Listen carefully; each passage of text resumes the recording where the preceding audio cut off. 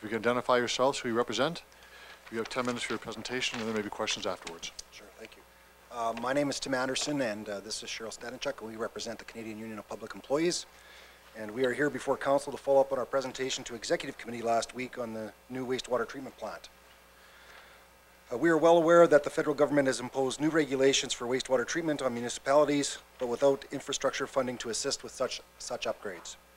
We know that the only funding currently available to municipalities is through the P3 Canada Fund, money which is available only if municipalities use public financing model of P3s. A number of city councillors told us last week that it would be irresponsible not to apply for this money. The P3 Canada Fund money, however, binds you to one infrastructure financing model, the most expensive, risky one. Its goal is to push the privatization and private operation of infrastructure in Canada, even though it's more costly.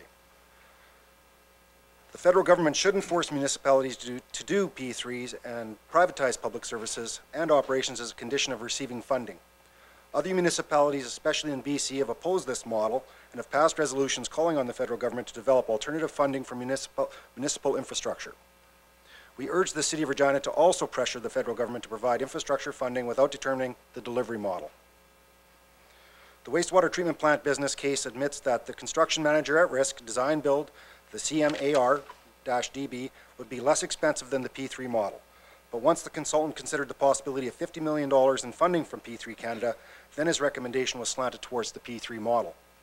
The possibility of accessing $50 to $57 million from the P3 Canada is not insignificant, but it represents a drop in the bucket, approximately 5 to 6% of the total 30-year life cycle costs of the project, including operations, maintenance, capital renewal, and borrowing. In addition, it provides a small cost advantage over the CMAR-DB model. If there are cost overruns or higher operation or maintenance costs during the life of the P3 wastewater treatment plant, then there will be no cost advantage to the P3 model. Numerous auditor generals have found that P3s cost far more than traditional procurement because of higher cost of private financing, but this is covered up through creative accounting. Now about risk transfer. So City Council and administration have said that the private company will bear all the risk and will invest $118 million in this project. But when we talk about risk, I think it's important to point out that the only risk the private company bears is the actual equity, its own cash, that it puts on the line. It's very unlikely that the private company that wins the bid on this project will have $118 million in cash to invest. The company will likely put very little equity into the project, perhaps 10% of its investment. Instead, it will borrow the majority of the $118 million, and that will be at much higher interest rates than what the city can borrow. Value for money calculations are, in a sense, just hypothetical calculations that appear to have no concrete evidence or substance behind them. There was an article in a recent issue of the Journal of American Planning Association. It reviewed 28 P3 projects in Ontario and found that a retained risk premium averaging 49% of the base cost of delivering the project was added to the traditional procurement option, and in each case this additional risk premium swung the value for money calculation in favor of the P3. The article also reported on a study of risk workshop process in Britain, and that study found that the process for allocating risk was very subjective and led to an overestimation of risks retained by the public sector in the traditional procurement and an underestimation of risks that could be controlled in a well-managed traditional model. There are many examples of provincial auditors criticizing P3s for being more expensive and not actually transferring risk. There's no justification for assuming that the private sector bears more risk than what they put forward as equity, and that's usually a small share of the financing. In fact, this design, build, finance, operate, maintain project could increase financial risk rather than reduce risk for the city. If the company should have financial problems or for some reason walk away from the project, the city would be responsible for the company's outstanding debt obligations. Numerous P3s have failed or required bailouts and subsidies from the government. The risk always remains with the public sector. One example is the case of the P3 gas-fired power plant in Ontario. The private company put very little equity into the plants, borrowed $61 million at 14% interest rates from hedge funds to build the plant. When the project was cancelled, the hedge funds sued the Ontario government for $300 million. According to the Globe and Mail, and this is just all last fall, almost all of the $190 million Ontario government paid in compensation to scrap the deal went to 8 hedge funds based in the United States and the Cayman Islands. The hedge funds pocketed $149 million, more than twice than what they invested. At Executive Committee, many councillors emphasized that the City of Regina will continue to own and control the facility. We believe that you are overconfident that you will maintain control over a facility that is financed, operated, and maintained by a public for-profit company. Even the most lengthy, detailed legal contracts for P3s cannot protect the city from unforeseen circumstances. In the United Kingdom, where P3s were born as a private finance initiative, more than 60 hospitals are now under financial difficulties because of their P3 financial obligations. P3s have put the health system at the brink of financial collapse, according to the Conservative Health Minister. Total P3 obligations in the UK now amount to over £300 billion, or $500 billion Canadian. It is the creative accounting behind value for money that has created this debt bomb in the UK. Because of such massive failures with their P3 system, the Conservative government in the UK just revamped their private finance initiative to increase transparency to require that service and operations, such as cleaning and catering, not be included in these long-term contracts. While the UK has decided to stop including service and operations in its P3s because of unsupportable debt, Regina City Council is deciding to include operations and maintenance in its P3 project. This is a dangerous and foolish error. We believe it is critical that the city and the city workers continue to provide the operation and maintenance of the new facility. Another argument made by councillors was that the DBFOM model is the only way to access new technology and innovation. We do not understand why the city couldn't call for the latest technology and innovation in a request for proposal for a design build. Surely this could be a requirement in your RFP. There's no evidence that innovation can only be guaranteed with a DBFOM model. In fact, with the DBFOM model, the city would be locking into a 27-year operation and maintenance contract based on today's technologies. What about new innovations down the road? What if demand conditions change or the city's population does not grow as expected? How will the city be able to benefit from future technology and innovation in a 27-year contract without renegotiating the operation and maintenance contract at a great cost? Technology changes rapidly and the city needs flexibility to adjust to these new technologies. Locking into a 27-year operation and maintenance contract limits flexibility. Imagine if the City of Regina had locked itself into a 27-year contract for computers 10 years ago. P3's, in October of last year, former construction boss Lino Zambito told the Charbonneau Commission that public-private partnerships are, quote, fertile ground for corruption and collusion. Zambito pointed out that small and medium-sized companies can't compete with the big consortiums which always win the P3 contracts. This means that the number of competitors for infrastructure projects shrink, encouraging monopolies in the construction business. In response to the corruption scandal in the P3s and the high cost overruns there, the Quebec Minister of Health has just announced, just last week, that his government will categorically close the door on all future P3 projects. It's extremely important that the City of Regina engage in public consultation on this issue.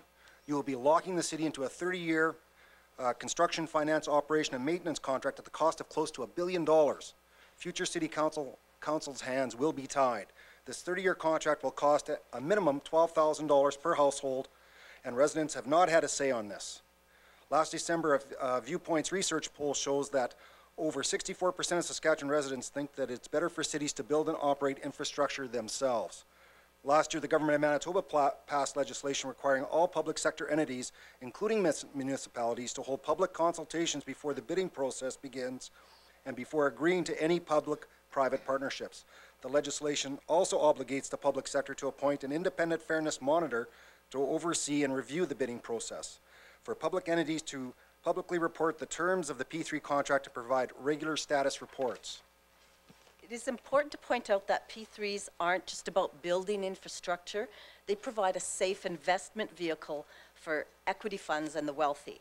The sale of PPP equity provides new ways to make profits at a time when other financial investments have become risky. You have 1 minute left in your presentation. What could be more safe than a long-term infrastructure investment guaranteed by the public sector? And we give examples in our document. Okay.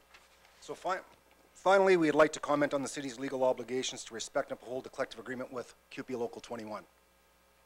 QP Local 21 maintains that the City of Regina has violated the collective agreement by failing to offer to meet to discuss any concerns that might be brought forward before considering contracting out this work. The requirement is for discussion that will include an objective review of the efficiencies expected as well as the costs. This hasn't happened, and we would argue that the City of Regina is violating the collective agreement by voting to proceed without engaging in this discussion.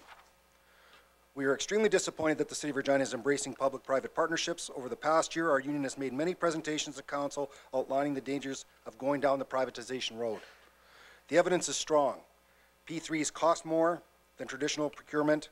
P3s do not deliver projects on time or on budget. P3s do not transfer risk to the private sector. P3s do not encourage competition or innovation, and they undermine democratic control and accountability for your public services. As we said earlier, many municipalities and provincial governments are saying no to P3s. In the case of our water, wastewater services, the public overwhelmingly supports public ownership and the delivery of these services. Thank you, Mr. Anderson and Ms. Stadnichuk. Thank you for your presentation. Any questions of the delegation? Councillor O'Donnell. Thanks. Good evening, and thanks for your presentation. I want to just pick up first, I have a number of questions, but I want to pick up first on the last statement made, a case of our water and wastewater services.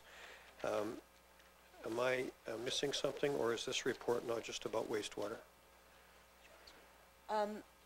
There's been a lot of examples where once wastewater is controlled, that a private company will want to take over the water treatment plant as well. That happened in Moncton, where there was an unsolicited bid by the company there to take over the entire water distribution system.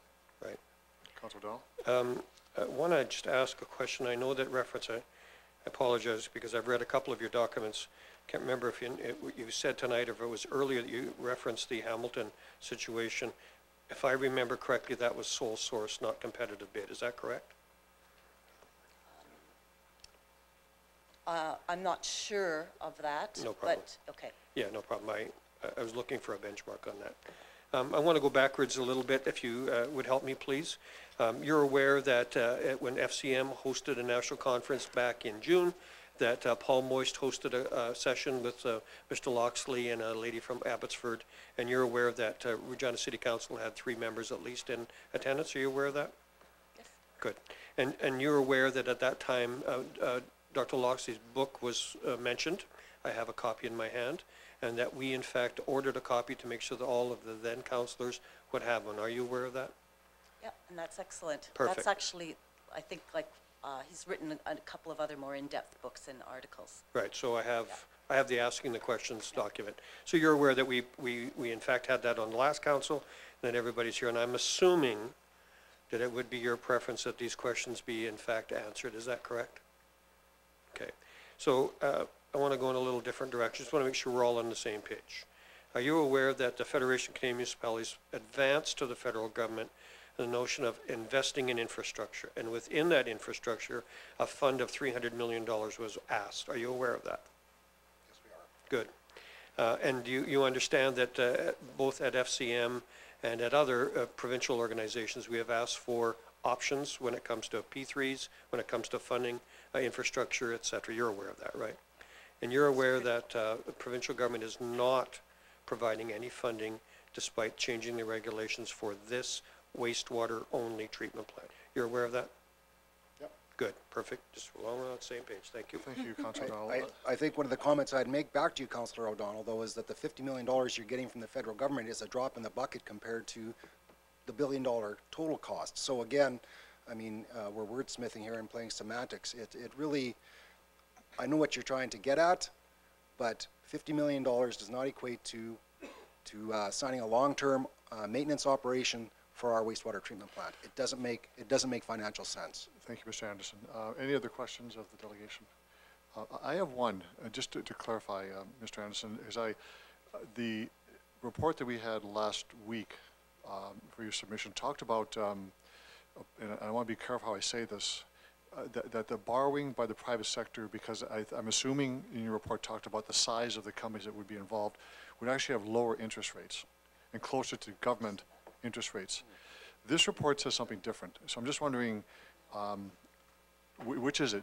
And I'm not trying to put you on the spot as much as I'm trying to understand. One report said that rates would actually be lower and closer to government lending rates, but not matching them, but lower to it. And this one says something different. No, we believe that municipalities can borrow money cheaper than private corporations.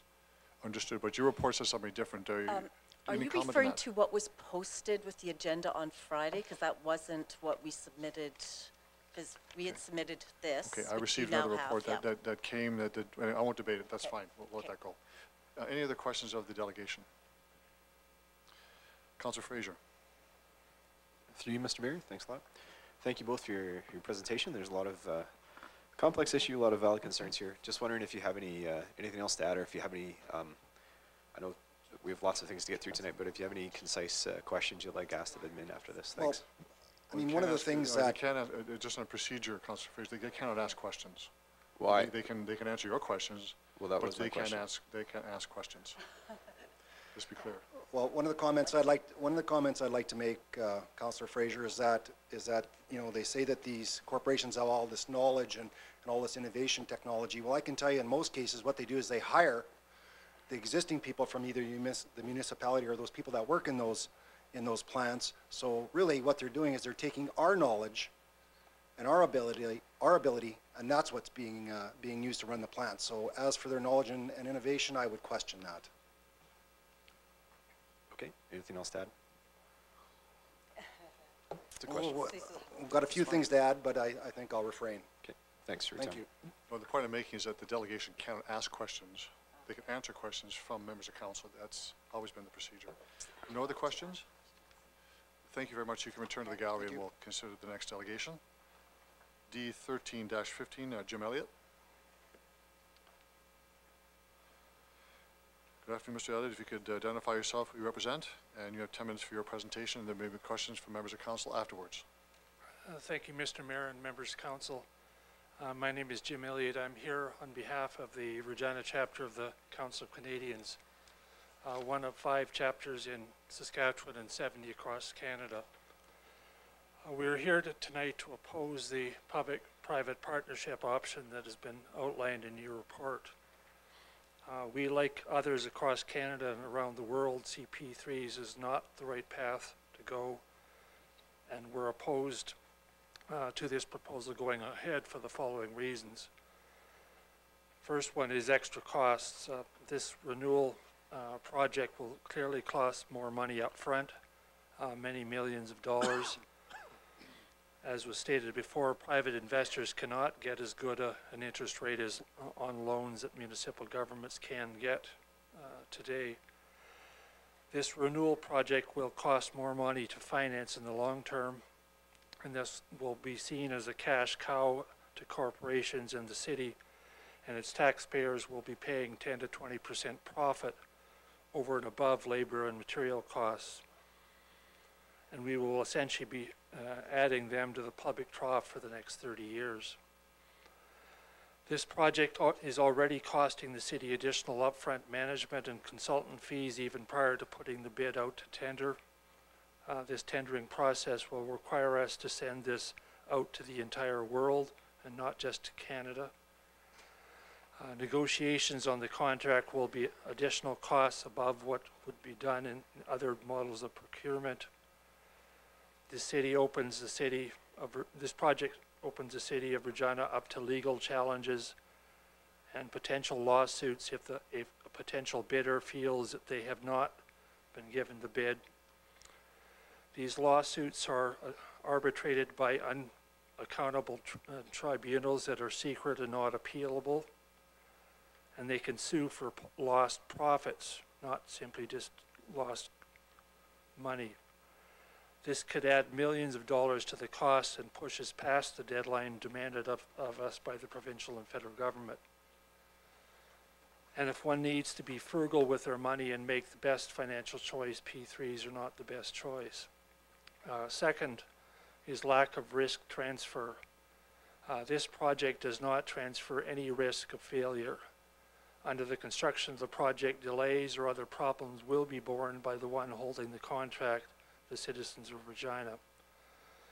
Once that contract is signed, the certainty of completion of the operations and maintenances could be in jeopardy and force the city to have to republicize the services at a higher cost, not to mention potential pollution or other consequences with the failure of this project. Thirdly is privatization of a public service. The provision of a public service implies a substantive increase in pride and commitment to the provision of that service. If this contract is given over to a foreign corporation or perhaps sold to other corporations over the 30-year period, what value will the final owner have in providing a service in another country where the consequences don't directly impact their operations? Their principal bottom line is the shareholders' profit and not the public value given through a public service. And this council or future councils will not be able to guarantee any part of the collective agreement once the corporation has taken over the operations of the plant. Fourthly is loss of accountability. With this being a third-party contract, there will be no obligations on the part of the corporation to disclose the contents of the contract with the City of Regina, and the City of Regina will be bound by confidentiality to not be accountable to their taxpayers for taxes that they're being asked to provide. These corporations will not wish to disclose the details in the contract and will take the City of Regina to court to protect those details in that contract. And if this has any feature that could be considered as innovation, this will further push this away from being a transparent and accountable transaction. Now, loss of transparency, any discussion of this treatment plant and its operations into the future will have to be negotiated, and that implies less information will be known about the operations of the plant beyond the final costs and perhaps what the province may force the corporation to disclose. Number 6 is the first hole in the dike. If this council proceeds down this path, this opens up this city to profiteering by the private sector. It reduces the city's capacity to favor local opportunities and local employment. It will reduce this city's capacity to utilize local products and services, and it will mean everything is up for sale to the lowest bidder, and that the more profitable services will be cherry-picked away and will reduce the city's capacity to diversify its funding options. Number 7 is what I call bullying by the federal government.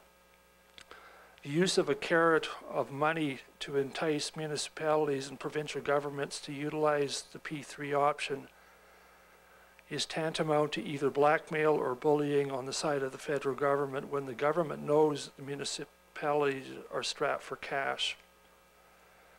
Number 8 is that the company promoting the P3 option is being paid to promote the P3 option. Deloitte is a member of the Canadian Council of Public-Private Partnerships. Their entire mandate is to be proponents of and extol the virtues of P3. So can a company truly be trusted to provide all the information, especially the problems with P3s? Are they providing biased advice? And as I suggest, an independent, unattached inquiry needs to be done to determine the true answers. Now, the actions of this council may force, again, the public to take to the streets and force this council to follow the wishes of the public through a binding plebiscite. We reject the option, the P3 option of providing services to the citizens of Regina, and we believe you should reject it as well. Now, in addition to what I've just presented to you, I also provided to you a basic outline of the Council of Canadians' statements or actions in the past year, so I won't necessarily repeat those, but I'll enter questions at this time. Thank you. Thank you, Mr. Elliott, for your presentation. Are there questions of the delegation? Councillor O'Donnell. Hi, evening, Mr. Elliott. Thanks for your information. I need to just follow up on a couple of things because I'm not familiar with the Council of Canadians in terms of detail. So I did go to your website and I did come across the thing called Action Alert, Help Stop the Privatization of Regina's Wastewater. So in there, in an email that we all received many times, was the word water and wastewater. So is it your view, is it the view of your organization that water is being included in this report? Not specifically, but as the previous delegation mentioned, it's simply the opening volley in the sense of privatization of public services in these cities. Okay. So that I understand, is the Council of Canadians a political organization? No, we're not. We're a non-partisan, non-profit organization. Okay, but in your notes and as I read on this action alert, you definitely said the word blackmailed by a bad P3 by Stephen Harper, so you make direct reference to his view or the view of his government. So further to that, I'll just leave that as a comment. Further to that, are you aware that the provincial government is also taking a stand on P3s? Well, I'm happy that they are doing that, but at this present time, that isn't, as far as I know, is what's on the table, so that if that's what happens in the future, we're happy about that. So can I ask you very directly, is your issue with us considering a P3, is your issue with particularly the federal government because they are promoting P3? I would say it's the former. We don't feel the P3 structure fits with the model that the public wishes to have, and that model that I believe we want is the public operation and maintenance as well.